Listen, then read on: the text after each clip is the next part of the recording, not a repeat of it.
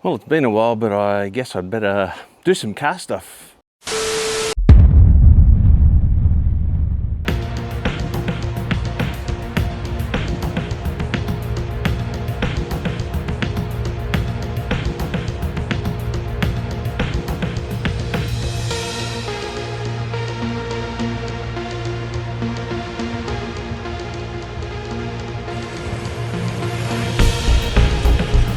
He's driving it, he's driving it!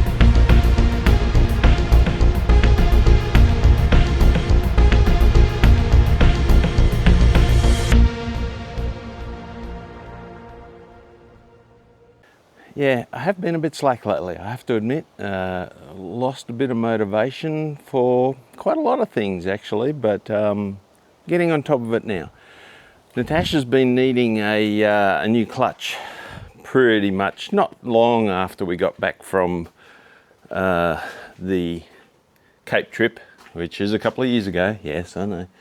And I'm going to need some light to show you that. Okay. Unfortunately, this had a gearbox front input shaft leak. You can see how wet that is. And that has actually contaminated the clutch plate. Did wipe most of it off, but you can see just on the edge there, it's a bit wet. And plus, I think the young fella that owned it before me, when he put the new clutch in, and it was a new clutch, and it's actually still got a fair bit of meat left on it, I don't think this was machined, because there's actual, you can see there's rust marks here on this flywheel, and it is quite polished. Now, given the fact that it's been polished and contaminated, and you can see there's a bit of engine oil there too, that's coming from the breather, because the old girl is breathing a little bit. Luckily, I've bought a new clutch. That's not the luckily part, but there is some new parts going on, which is nice, and even some genuine Toyota parts. You can see some genuine Toyota parts here. I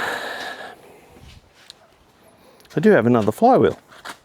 I'm currently sitting it in some evaporust just to get the rust off it, so I can inspect it. And I think its surface is actually pretty good, so I don't really know whether I'll spend the money on getting it machined, see how it comes up after this. But the gearbox, again, the young fella who rebuilt the car and did a brilliant job of everything, I think he ran out of time. I'm pretty sure I remember him saying that the last of it was a bit hurried, and so he didn't get to do much with the gearbox. It's got a couple of leaks. The brakes, the handbrake at the back here, you can see it's fairly crusty. So this is all going to get a bit of a tidy up. Some new parts coming, genuine Toyota parts. There's a bushing here that's very badly worn. This is the low range shift for the transfer case. This end, it's actually not too bad, but I've got a new Toyota end coming for that as well. And it basically just needs a bit of a clean up, and I'll check there's a bit of slop in here in the shift. They're not race cars, I guess they're supposed to have a little bit of slop. The other thing I may do is I might just try and bend this shift over a little bit, because when it is in four-wheel drive, and I can't show you because I've got it chained at the moment, but when it is in four-wheel drive, low range mode, the shift sits a long way over here, which is right into my leg. So got some new seals coming, input and output seals, a little bit moist down here, not too bad.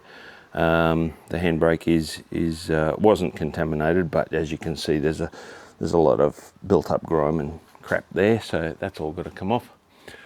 The other thing, we're sort of doing an inspection. A couple of things that we knew about. This mount actually broke on my brand new exhaust system while we were on the tele track, so we did a bit of a fix with a couple of hose clamps and a stainless steel zip tie, I guess you'd call it. So I've just got to pull that off and re-weld that and make it a little bit stronger. What else is happening? The engine, you can probably just see the engine mount on the left hand side is completely shot. It's actually broken away. The right one doesn't look too bad, but I'm going to replace them as a pair. And the rear mount here also has a fair bit of wear to it, so I'm replacing it. And of course, if you're going to do one or two, then you may as well do all four. That one there doesn't look too bad, but again, you don't really know until you actually pull them out. While we were doing the overland teletrack, she was flexing a fair bit and causing the radiator fan to hit the shroud. Not a problem for normal use, but definitely if I can reduce that from happening, then that would be a really good thing. I just love the simplicity and the access of these old things. Look, this whole transmission hump comes out and gives you access to everything. Yeah, modern cars are not built for maintenance like these old girls were. The other problem I found, it's probably going to be very hard for me to show you on camera. You can just see there's a crack there in this subframe. It actually goes here and then there. Very hard to show you. These chassis are renowned for flex. They are not like a modern ladder frame chassis, which are very rigid, like an 80 series, for example, a very rigid, strong chassis. These are meant to flex. So that, of course, puts a lot of stress on things, and so things crack. The other job that needs to be done very soon, well, actually needed to be done a while ago, is the swivel hubs need rebuilding. As you can see, they're leaking quite badly. I've been putting that off a bit because I do have a disc brake conversion from a later HJ47 to put onto this. So I'll probably just wipe that off and pretend it's not there for the time being, and do that when I do the swivel hub rebuild. And then it's just a bit of a clean. As you can see, there's still a bit of overland tele track and the other roads, red dirt still on here. It's all in very good condition. It all survived really, really well. My rear diff rebuild went perfectly with its electric e-locker. That all worked perfectly. I did notice this bump mount had moved around, so it actually wasn't correctly positioned to work as a bump stop. And very strangely, and I really don't know whether I noticed or not, you can see there's a left-hand bump stop, but no right-hand bump stop. So yeah, I've ordered one of them as well.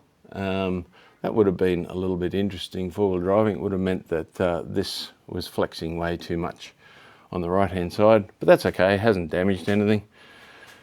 And really, it's just sort of inspecting and seeing what else needs doing whilst I'm in here. There's always a few whilst I'm in here. This had the incorrect, you can see that the clutch line here, or clutch hose, is very, very tight. That's the incorrect one for this model, so I've actually got the new one to put on there. And then it's mainly just yeah, a bit of cleaning, a little bit of maintenance, and it's just good to go again. I will be getting this special interest rego in Tasmania, which saves me a heap of money. Oh, that's right, yes, new Speedo, sorry, not Speedo drive, that's the handbrake cable. Handbrake cable's original and very, very crusty and broken, so I've got a new one of them coming. But yeah, it's always these jobs, you think, oh, it's going to be a pretty simple job to do the clutch. And it is, but then you find a whole heap of whilst you're in there. I do have a new rear main seal for it, although it's actually dry. All of this oil on the outside here is coming from the breather just there, so I may or may not do that when I pull that flywheel out to have a look at it and compare it to the other one. But yeah, so that's what's been happening in the shed. Anyway, I'm not really filming the whole lot of it. I will take some, I've got some stills that I'll put up, obviously, as I've gone. But, you know, it's a clutch change is a clutch change. and it's quite difficult to film these things by yourself because you can't really put the camera in one position and then just go from there. So I will film some more as I go, and yeah, anyway, that's where we're up to. Cheers.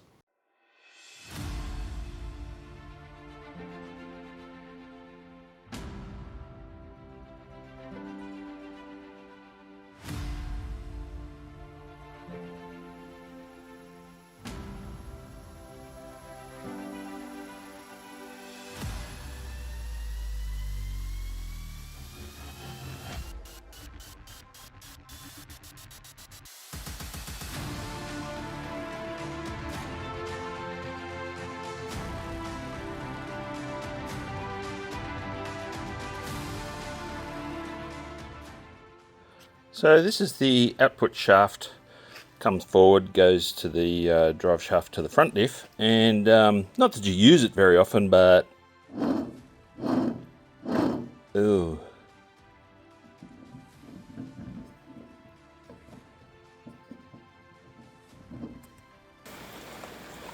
on a good part of the shaft, and a little bit of movement, but where it actually sits,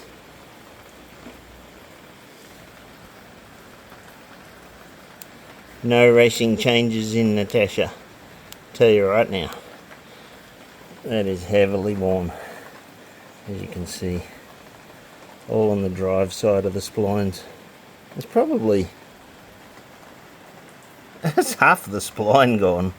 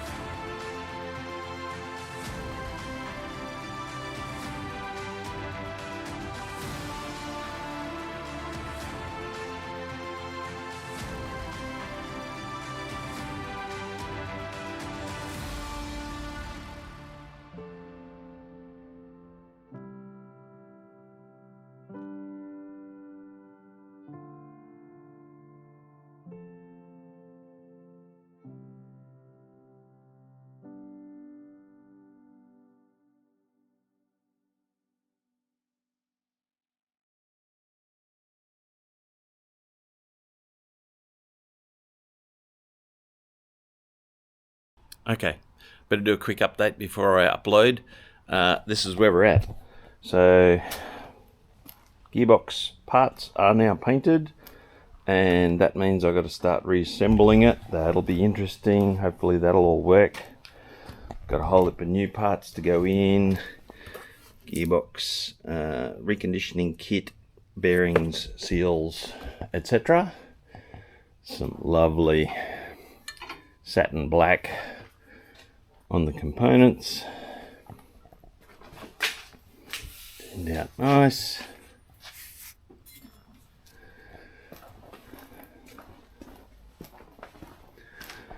Yeah, so all of this has got to go back in that box and then reattach to that.